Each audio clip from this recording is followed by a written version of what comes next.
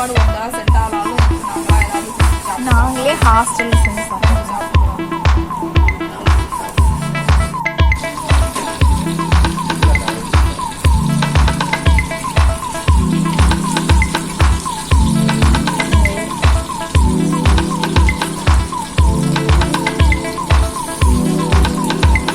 கல்லில் போடுவீங்க. ஆனால் வந்து எண்ணெய் இன்னும் கம்மியாக ஊற்றுவாங்க. நிறைய